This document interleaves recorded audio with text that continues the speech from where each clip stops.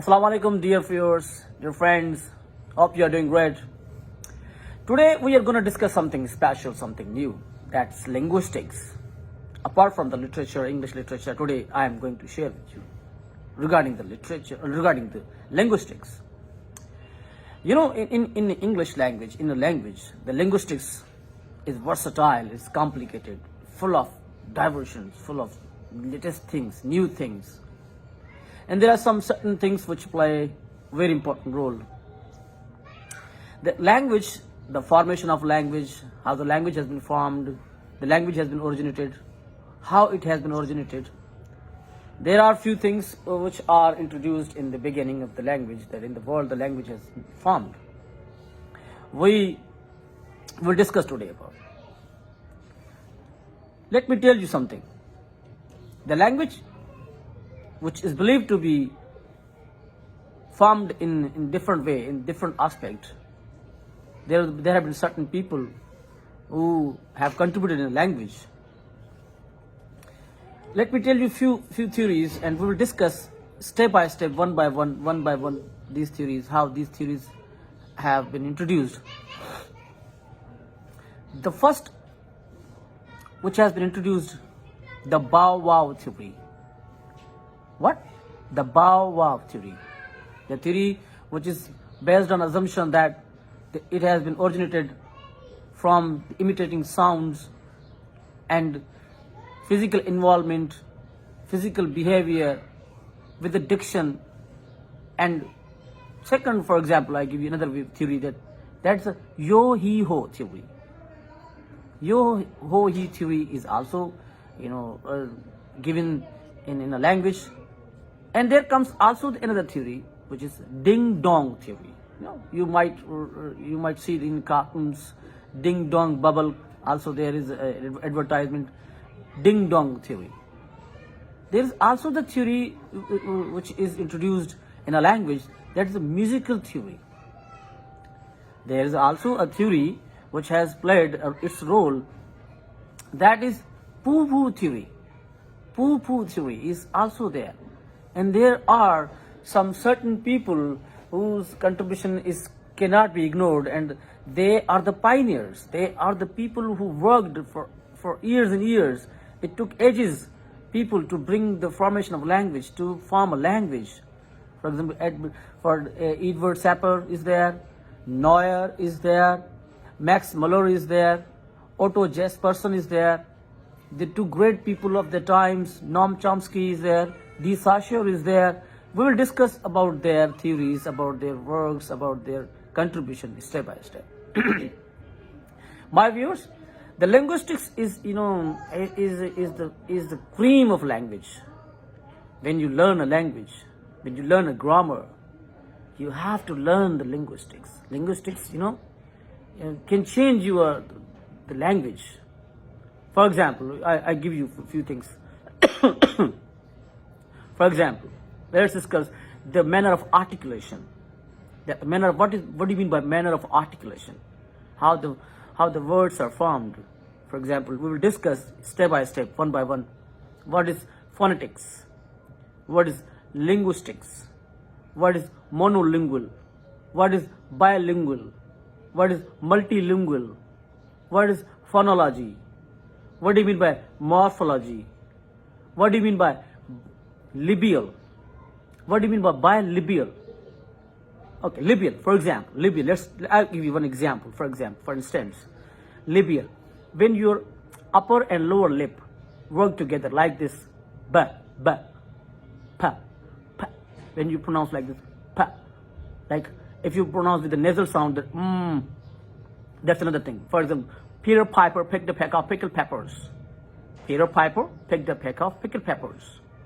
Like, for example, what do you mean by labial dental? What do you mean labial dental? Labial dental works with the same way, but in a different shape. For example, your lower lip and with upper teeth. For example, we pronounce two letters. Two letters are differently pronounced.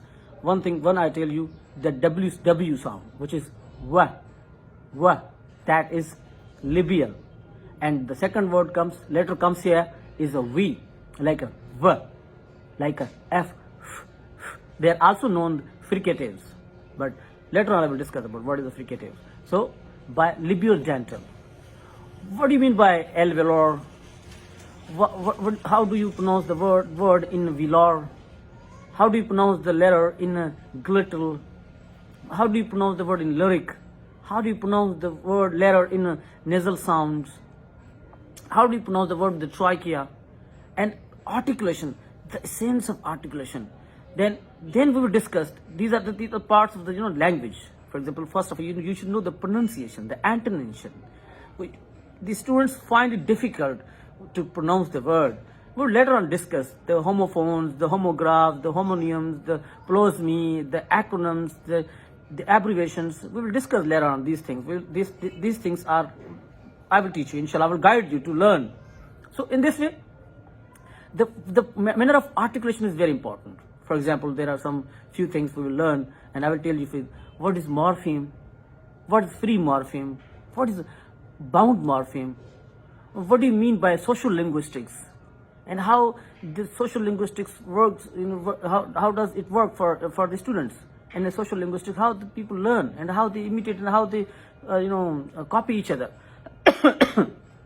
So bound morphemes, and later on we will discuss that first inflectional morpheme and derivational morphemes. For example, we talk about the derivational morpheme.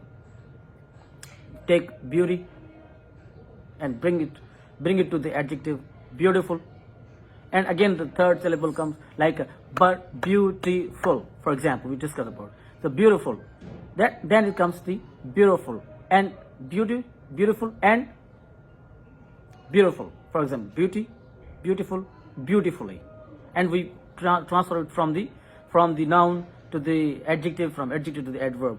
Beauty, beautiful, beautifully. That's what. And in this way, the morphemes, inflectional morphemes, derivational morphemes.